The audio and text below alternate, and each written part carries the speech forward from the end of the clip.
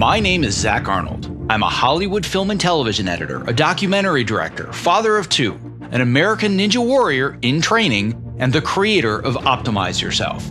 For over 10 years now, I have obsessively searched for every possible way to optimize my own creative and athletic performance, and now I'm here to shorten your learning curve. Whether you're a creative professional who edits, writes, or directs, you're an entrepreneur, or even if you're a weekend warrior, I strongly believe that you can be successful without sacrificing your health or your sanity in the process. You ready? Let's design the optimized version of you. Hello and welcome to another episode of the Optimize Yourself podcast. Whether you're brand new to the show or you're a seasoned vet, it would mean the world to me if you took just 1 minute to share this episode with a friend or a colleague who could benefit from what you learned today. And don't forget to also click the subscribe button in your podcast app of choice, because the more subscribers we have, the more that iTunes and the other platforms recognize this show, and thus the more people that you and I can inspire to step outside their comfort zones to reach their greatest potential. And now on to today's show, which is a special episode where I provide my article in audio form so you have the opportunity to walk and listen instead of sit and read if that's your preference. My hope is that you're going to use this opportunity to get up and step away from your chair for the next 30 minutes and build the habit of moving more, whether you're working, stuck at home right now, or otherwise. The following is a reading of my article titled Best Practices for Adopting a Remote Post-Production Workflow, which is an article that I wrote for the Frame.io blog, which can be read at optimizeyourself.me/remote workflows. Now, just for context, before we dive in, I actually wrote this article 2 weeks ago as we saw the writing on the wall coming for remote workflows. So if you're listening to this and you realize there are phrases or a tone that doesn't seem to fit the current times that we're living in, that might explain why. It is amazing how much can change in just 2 weeks. Anyway, on to the episode after a brief break to recognize our sponsor. This episode is made possible for you by, you guessed it, Ergo-Driven, the creators of the TopoMat, my #1 recommended product if you are interested in moving more and not having sore feet at your height adjustable or standing workstation. Almost every new person that I meet in this industry starts our conversation with, "Hey, I got a TopoMat because of you. It changed my life. Thank you." If you are not standing on one today, I cannot recommend it enough. It's super comfortable, it's an awesome conversation starter, and by the way, it's also scientifically proven to help you move more throughout your workday. To learn more and get your TopoMat, visit optimizeyourself.me/topo. That's TOPO. There's no question that remote workflows have rapidly become one of the hottest topics of 2020. Companies of all sizes and in nearly every industry are looking for more sustainable, flexible, and scalable solutions for employees to work from home or, at the very least, outside of the traditional central office. Remote work seems simple for many organizations. If you have a laptop, a decent webcam, and a stable internet connection, work can continue uninterrupted from basically anywhere. However, if your workflow requires large amounts of media and a smooth process for creative collaboration across multiple teams, like it often does in post-production, finding remote workflow solutions becomes far more complex. Whether we like it or not, and more importantly, whether our employers, clients, and major corporations care to admit, the time has come to take remote workflows seriously on a global scale. As the world changes, video technology advances, and the film and TV industry adapt, your team may soon be forced to at least partially adopt or completely adopt remote workflows. And if you don't believe me, just wait until your competitors start to leverage remote workflows and you lose out on clients. Ask yourself, are you ready to make the transition to remote workflows? In this article, I'm going to share best practices that I've learned from nearly 15 years of managing remote post-production workflows. Whether you're a team of 1 or 1,000, these principles should help you make informed decisions about transitioning to remote workflows. So first of all, here are the main considerations for planning a remote workflow. First, of course, we have to manage expectations, cost, and security. But then we're going to have to start managing media and projects, communication, collaboration, and then finally, and perhaps most importantly, given our current circumstances, we are going to have to start managing our morale, our well-being, and our sanity. So, first things, before we get started, I want you to take a second to examine your current workflow. With any sort of big change to your business, technical, or creative process, it's important to know where you're starting from. And with something as complex as remote post-production workflows, it's doubly important that you don't stretch beyond what's feasible. So once you've got a good mental map of your current workflow, start thinking about the base requirements, and then formulate some questions that are going to help you evaluate what solutions you need to explore. For editors, assistant editors, colorists, or visual effects artists, a good question to ask is this tool or approach going to allow me the speed and the quality that my clients require? If you're a producer or a post supervisor, well, your first question might be, is this aspect of remote collaboration going to be possible with our existing infrastructure? Production companies and studio executives, well, you might be the most concerned with questions such as, do our creative teams have all of the resources necessary to complete these projects? And if not, do we have the budget to expand our capabilities? And on top of all of these considerations, everybody should be asking the question, do I have the tools in place to ensure that working from home will not drive me or my team absolutely insane? You should be asking these questions repeatedly throughout this process because the answers are going to help you choose the best solutions for your needs. So now let's set the stage. The last decade has seen rapid advances in technology, especially in internet bandwidth and low-cost compute and storage resources. We're finally at a point where working from home is a viable option even on a freelancer's budget.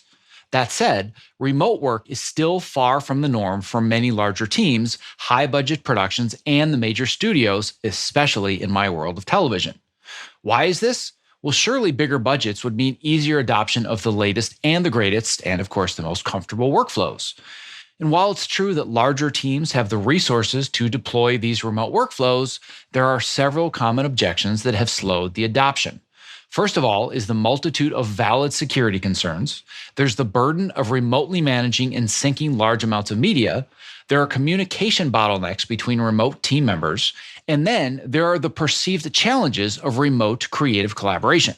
And these are all reasonable considerations, but as we will see, they're also all addressable. So now let's count the cost. Assuming your plan is to build a sustainable long-term remote workflow, that is, not the occasional editing session from a coffee shop, your first consideration will obviously be cost.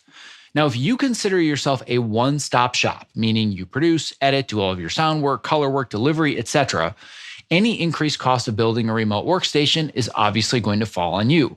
But remember, your time is valuable, so any amount of investment that makes you more productive or efficient is good for your business. Now, if you're a member of a relatively small team, things are going to get a little bit murkier.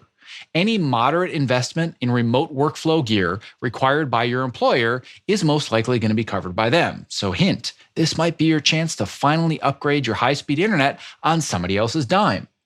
And even though certain things are going to be negotiable, like storage drives and software licenses, for example, the transition may be your best opportunity to invest in the tools that you need to market yourself to any employer globally without being dependent on somebody else's equipment. Now, if you're part of a much larger team or you manage that team and you have to coordinate with tens or even hundreds of employees remotely, large investments will need to be made far beyond the capability of individual employees. So the best that you can do is to provide guidance and suggest possible solutions to those that are making the financial decisions. But at the end of the day, know that your remote workflow is going to have to meet the expectations for quality and timeliness that your clients expect. Pay accordingly. And is often the case in this business, the choices for remote workflows follow the same pattern. Fast, cheap, and good, you get to pick two.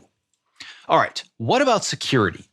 Before diving into the multitude of options for building a remote workflow, we have to address the elephant in the room, which is security. As I alluded to earlier, studio and post-production executives are terrified about the legitimate security concerns. But we may soon be at the point where we have to choose between the financial cost or the human cost.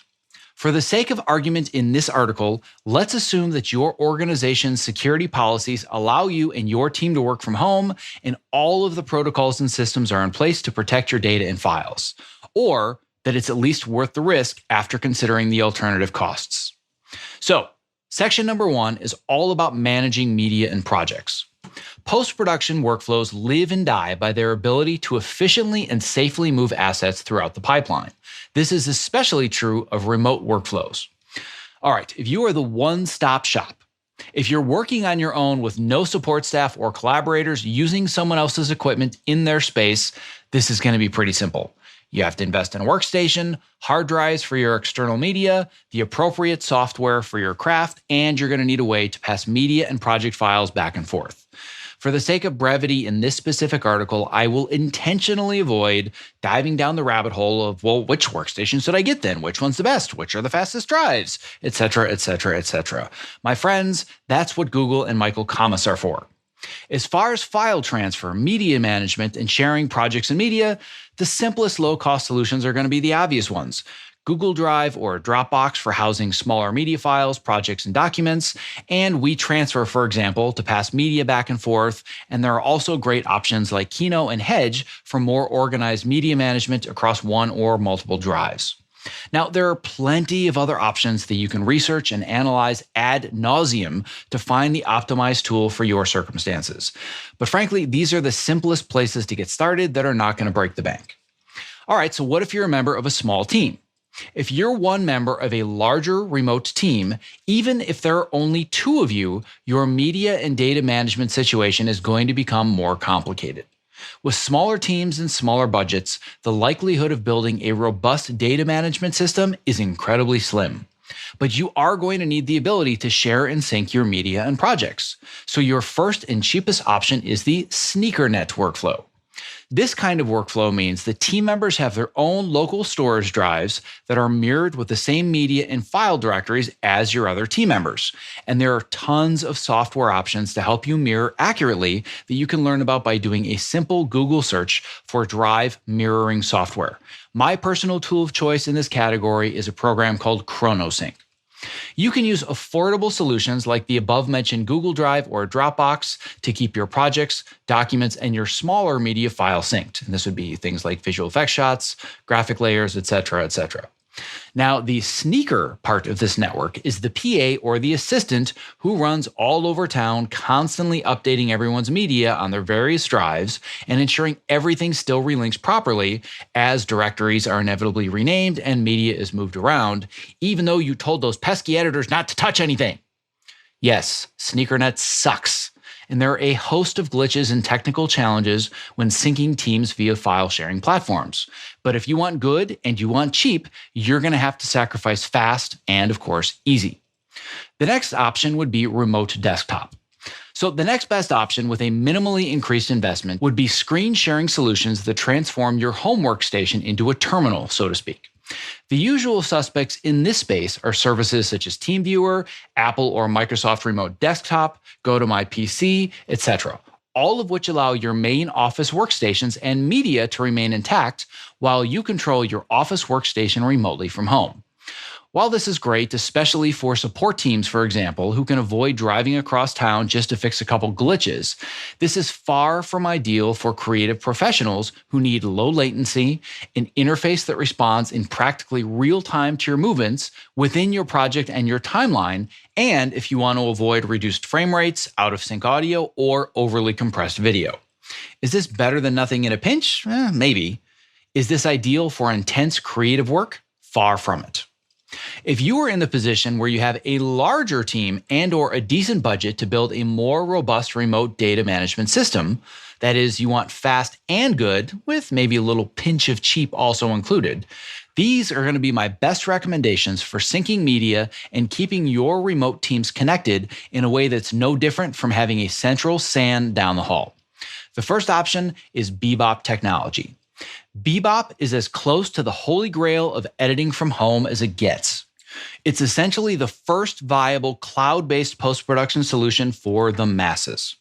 With Bebop, there is no local facility with remote team members. All of your media, as well as your editing system, are 100% cloud-based. You upload your data to the cloud once, and it is available everywhere. Even cooler is that Bebop is NLE agnostic, meaning that they can install just about any software on their platform. Without getting into nitty-gritty tech jargon, Bebop transforms your local computer into a virtual workstation. Your home system essentially becomes a window into Bebop and your creative applications in the cloud. How can it do that? Well, you're essentially doing nothing more than leveraging public cloud software, things like Google, Amazon, or Azure, with Bebop's secret sauce. With nothing more than a laptop and a decent internet connection, you can interact real-time with terabytes of high bandwidth, high-res shared media while using the most complex software that you don't even have to install locally. Pretty cool, right? So now we have to talk about media syncing. If you prefer the more traditional local and remote model with remote workstations that are all syncing to a central facility, that is, you're not quite ready for living 100% in the cloud, there are a multitude of media syncing options ranging from extremely affordable to the more robust, but of course pricey options. On the bottom tier are the obvious choices once again, such as Dropbox and Google Drive, but long-term, if you're managing large amounts of data, these are going to break down and wreak havoc on a remote workflow that has multiple team members who may, or more likely may not, have any idea how to properly organize their media to stay synced. So on the next tier up, there are several options, such as Resilio Sync or vice versa, which do a better job of syncing media between multiple workstations directly, the difference being there is no cloud backup as you have with Dropbox or Google Drive. But these options will do a much better job of matching your data and keeping it mirrored appropriately. Now, at the higher end of the media sync tier, you have options like DNA Fabric that don't just sync your media, but also understand media. For example, Adobe AAF files, Avid bins, etc. So it can also assist you when it comes time to conform or online. And the best part about any of these media sync options, no sneakers or exhausted PAs are necessary to keep everything linked, updated, and running smoothly. Part 2 is managing communication. As much work as it's going to be to set up a series of remote workstations and sync large amounts of data and media across multiple drives or via the cloud, your remote collaboration challenges have only just begun. Now note, all of these communication challenges will apply whether you're a one-stop shop or you're the member of a small or even a large team. If you are used to working in a collaborative team environment where everyone shares the same physical space, managing communication remotely is going to become a major hurdle very quickly. Where you could once just pop down the hall and be just a knock away from checking in on a cut or chatting with your assistant or strategizing with your other team members, now you have to find a way to streamline communication without it sucking up the many hours in your day that you need to be creative. If you take away one thing from this entire article, please let it be this. For the love of God, do not rely on email to communicate with your team. Email is the single greatest time suck to creativity, and it is the worst possible way to track notes and changes. If you want to drastically increase your productivity, creativity, and save your sanity, find a way to communicate without email. My preferred weapon of choice for internal team communication is Slack. And as a bonus, Slack is free. The very first task on my to-do list on day one of any new project is creating a Slack team and begging everyone else to use Slack instead of email. I find that the volume of email I get from team members is reduced by 80 to 90%, even if not everyone adopts the solution.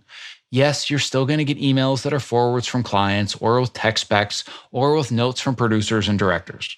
But the majority of internal communication is going to become streamlined and organized in channels and direct message threads instead of endless email chains. So now we have to move on to project management.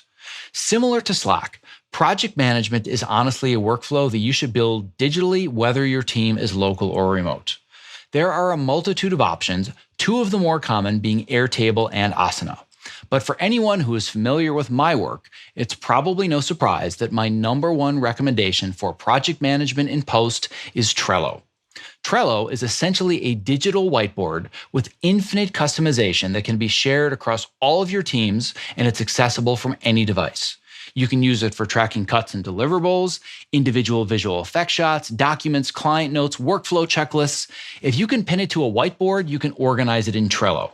And Trello saves me hours by keeping all of my cut notes organized in checklists instead of never-ending email threads or random Word docs that are cluttering my desktop. Now, more importantly, from a creative perspective, Trello is absolutely invaluable when it comes to visually organizing your shots, scene, acts, and reels. For decades, editors especially have employed the Walter Murch method of breaking down a show into index cards, and I have yet to find a project management tool for building a post-production workflow as solid as Trello. And for anybody that's interested in diving way deeper down the Trello rabbit hole, I have an entire course about how to use Trello to build your post-production workflow on lynda.com. You can find that course at optimizeyourself.me/Lynda, Lynda. And now on to section 3, managing collaboration. So now that you feel good about syncing your media, your data, and your project files, and now that your team can communicate effectively without relying on email, your next greatest challenge will be the collaborative process outside your internal team. As post-professionals, we don't live in a vacuum. Unless you're writing, producing, shooting, editing, finishing, and delivering your own work, you have to collaborate with others outside of your internal team. And most of them are not going to be tech savvy enough to communicate with the most sophisticated equipment that you may have available. So here are my best recommendations for streamlining the remote collaboration process such that it is brain dead easy for directors, producers, and your agency or your corporate clients to provide feedback with minimal interruption. And to be honest, I would recommend employing these collaboration methods even if you don't have a remote team. Your clients will thank you profusely for saving them the commute. If you are the one-stop shop, or if you are part of a small team that has a small budget, my first recommendation is Zoom. If you find yourself banging your head against a wall trying to coordinate 5 to 25 different people across the town, country, or globe to have a conference call to discuss visual effects, shots, or cuts, good luck with that if you're using phones or voice over internet protocol, also known as VoIP. Best case scenario, you might understand 50% of the notes that are coming through your garbled connection. Not to mention that one person who always calls from Starbucks but doesn't know how to mute their mic. Am I right? With Zoom Video Conference, you can coordinate a video chat with as many collaborators as necessary across the globe without a hitch. It's kind of like Skype on steroids, except unlike Skype, Zoom actually works. Zoom allows you to screen share, draw on your screen, and even write on a digital whiteboard that can be shared with everybody else on the call. And best of all, for those who require cheap, Zoom is incredibly affordable, and right now they're even offering it for free. Our next option is Frame.io. No, I am not being paid specifically to suggest Frame.io on the Frame.io blog, and that's very meta, I know. I genuinely believe that this tool is the future of remote collaboration in the digital age. Whether you're tracking single cuts, multiple versions of those cuts, or hundreds of individual visual effect shots, Frame.io is the one-stop shop for organizing all of your creative feedback for all of your team members, directors, producers, and clients alike into one simple-to-use intuitive interface. It is secure, it is cloud-based, and it scales to meet the needs of individuals all the way up to massive enterprises. In short, it is a no-brainer, and I believe it's the way that all teams should collaborate, whether local or remote. So for those that are small or larger teams that have a budget, my top recommendation is EverCast. The first time I was introduced to EverCast was in a live demo by co-founder and mega editor Roger Barton. I almost had to see my dentist afterwards because of the numerous jaw-dropping moments. Just imagine for a second if Zoom video conferencing and Frame.io had a baby. That is EverCast. EverCast allows you to stream video directly out of your NLE of choice to any connected device on the planet. Not to mention that you can screen share any portion or all of your actual screen as well. Yes, you can literally stream real time from your local computer to somebody's phone, laptop, or iPad with extremely low latency. And the quality is astounding. Frankly, it's as good as any streaming show on Apple, Netflix, or otherwise. Having used this workflow multiple times on the current season of Cobra Kai, I can attest firsthand to the fact that EverCast is real and it's spectacular. In addition to amazing quality live streaming right from your workstation, you can also collaborate via video conference in real time. That conversation is recorded so that you can review sessions to clarify notes, and you can draw directly on the screen, which can save you hours of time and multiple email threads if you're discussing visual effects, for example. And the kicker? The security is so robust that this collaboration platform has been approved by the majority of the major studios. If your budget will allow it, EverCast is the #1 all-in-one collaboration solution that I recommend for all post workflows, whether local or remote. Now, another option is Streambox. Similar to EverCast, Streambox provides post-professionals real-time remote collaboration for the more pixel-perfect tasks that you have, like color grading, visual effects editing, or monitoring audio in 5.1 surround, for example. Now, the major difference with Streambox is that it's hardware-based rather than browser-based, and it doesn't include the collaboration tools like video conferencing, recording, screen sharing that EverCast does. But the distinct advantage is the ability to output your full quality signal to any facility in the world, and best of all, it's encrypted. Now on to section 4, which is managing morale, well-being, and sanity. Aside from the many technological necessities that are going to allow you and or your team to collaborate remotely, the most neglected part of your new workflow is most likely going to be the human one. Yes, you might have a seamless end-to-end media management solution, an organized communication workflow that virtually eliminates the need for email threads, and the collaboration tools that make your clients feel like they're sitting next to you right on the couch. But if you're suddenly asked to work from home, do you have a workflow to manage the dog that needs to be walked every 90 minutes, or the baby that needs diaper changes, or the wife and kids banging on your door every 5 minutes because the Wi-Fi went out again and they're missing their favorite Netflix shows? Oh dear Lord, do not get me started. If you are in the position of managing your team, do you have protocols in place to ensure the transition from local to remote work doesn't cause a drastic shift in team morale? Or are there strategies that you can offer to ensure that your team members can maintain the same levels of focus and creativity? I don't care how much you invest in technical workflow solutions. If you don't also manage the newly found interruptions and distractions that constantly arise from working at home, your remote workflow and your team's productivity and overall effectiveness are dead on arrival. While I'm obviously biased, the #1 solution to improving work-life balance and better managing focus and creativity from home is, of course, my Optimize Yourself program. And the first step is to move yourself. The biggest struggle that I see with my coaching and mentorship clients who have to work from home is how much less they move throughout their workday. You might think you're sedentary at the office now, but it gets way worse from home. You no longer have the excuse of parking as far away as possible to get in more steps before the day begins, taking the stairs instead of the elevator, walking down the hall to chit-chat with coworkers, walking to lunch a couple of blocks away, or just moving from office to office to get your questions answered. At home, you will virtually be stuck in front of your workstation in perpetuity if you don't build the regular habit of movement.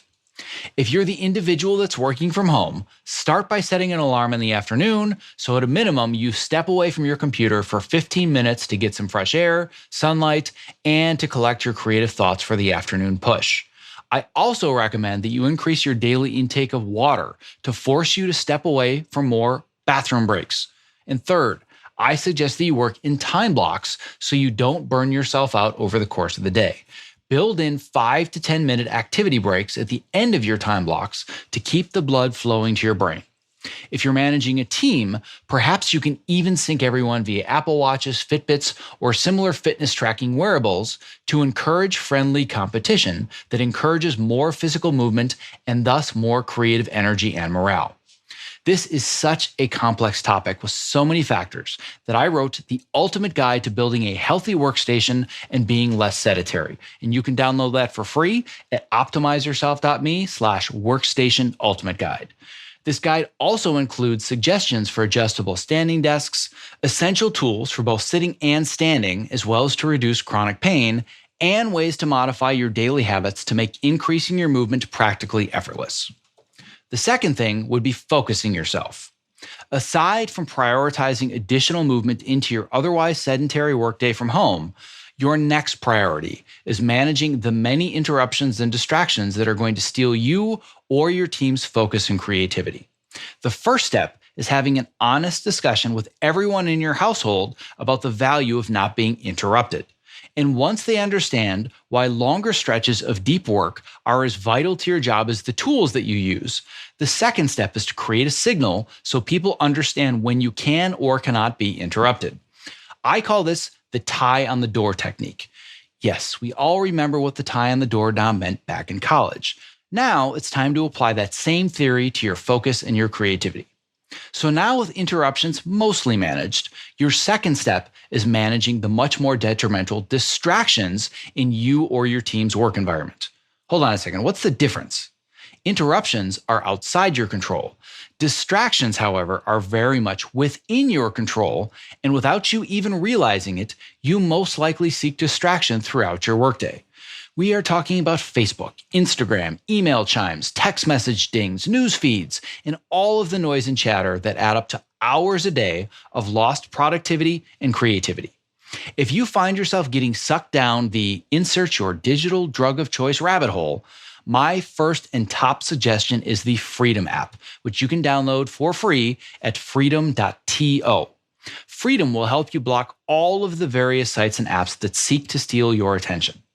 Once you've minimized as many distractions as possible with Freedom, the next terrifying step is putting your phone in airplane mode during your time blocks and hiding it out of your field of view.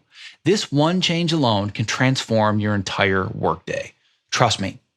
If you're in the position where you have to manage communication across multiple remote team members and you're afraid of not being able to get in touch with someone at a moment's notice, I suggest instituting a rule where they are available via one single line of open communication and preferably not via the phone. As I suggested earlier, my tool of choice for communication is Slack. Finally, you have to connect yourself. One of the most common challenges that many remote workers have is the feeling of isolation that comes from spending the majority of their time with no human contact. If you are used to interacting with coworkers all day long and you're suddenly forced to work from home for an extended period, if you don't recognize and manage your need for interaction, you can slowly slip into depression without even realizing it. As someone leading a team, it is also imperative to manage the mental health and well-being of your team, so the remote workflow that you've built doesn't become a giant morale-sucking black hole in a hurry. Make a point to stay in contact with friends and colleagues via text, Slack, Facebook groups, or Zoom. And beyond that, do your best to get out of the house at least once a week for an activity with friends in person, assuming that your current circumstances allow it. And if you're reading this as I'm recording it, we all know that that's not possible. But what you can do is get outside and take a nice walk, a hike, or you can become part of a virtual social organization, and this can all do a lot to boost your mental health. If you're in charge of managing your team, make it a point to set up in-person meetings, of course, once that's possible, on a regular basis to reconnect your team members, whether it's having a screening, a lunch, or even a Friday afternoon walk that doubles as a weekly summary meeting. Your mental health and the mental health of your team are the cornerstones of your creativity and productivity. Do not take them for granted. The time is now. Whether we like it or not, the time has come to take remote workflows seriously on a global scale. Yes, there are serious financial and logistical challenges to making it work, but there are also tremendous benefits for everyone involved. The frontline artists and creatives are going to get to spend more time at home and less time in the car. Directors and producers will gain new tools to collaborate remotely from sets across the world, and executives will find more ways to save money while retaining or enabling access to a global pool of talent as opposed to a local one. And plus, to be honest, we all get to create amazing work for a living while wearing our pajamas.